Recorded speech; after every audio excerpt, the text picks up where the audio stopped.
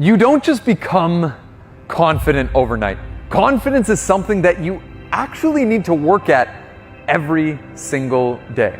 But the problem is, a lot of times when we have a test, an exam, a big interview, something happening, a moment in time where we need to show up, it can feel like those moments are so few and far between and that we're not enough to handle it. That we're not going to be able to make it through, that we're going to crack under the pressure, and all of those things may or may not be true, and they may happen and they may not.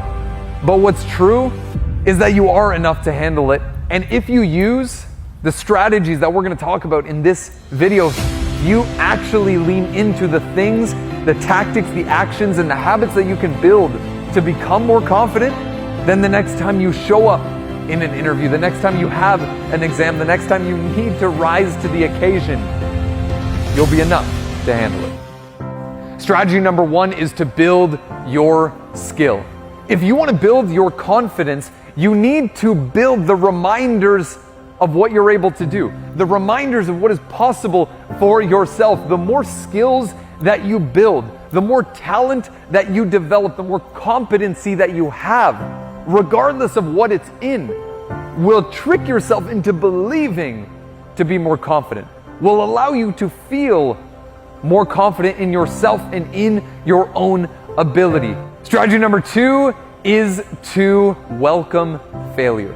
Oftentimes when we think of failure, when we think of rejection, when we think of all of these things, we consider them and immediately put them in this category of wrong. We immediately put them in this box of they shouldn't have happened. When the reality is, failure is necessary to be able to improve. Failure is necessary to be able to excel. If you aren't willing to fail, you are not going to succeed. If you haven't built the ability to welcome in failure, you will not have the opportunity to be able to succeed. You will not have the opportunity to achieve success. Strategy number three is have an end goal. So many people go through their lives random. They go through the motions, they take actions, they move towards careers that they don't want, apply for jobs that they're not passionate about, go to schools that they're not interested in, all for what? Just to have some semblance of security that isn't even real. If you want to have confidence, you need to have an end goal, an end result, a North Star that you are working towards, so that in those moments where you feel like you're not enough, in those moments where you feel like the moment is too big, where you're not going to be enough to handle it, you can look at your end goal. You can look at that thing that you are working towards and let it guide you through those tough moments, through the failures, through the setbacks, through the hardships, through all of the moments where you feel the pressure of needing to do a certain thing or becoming a certain person. Have an end goal. Number four, and this is one that it blows my mind how many people forget, is to put in effort. Confidence isn't something that just comes naturally. The most confident people on the planet are people that consistently put effort into themselves, into their own lives, into their goals, into the school that they want to get into the career that they want to pursue, into the relationships that they want to build. They put in consistent effort. Number five, to build confidence, is to work on yourself.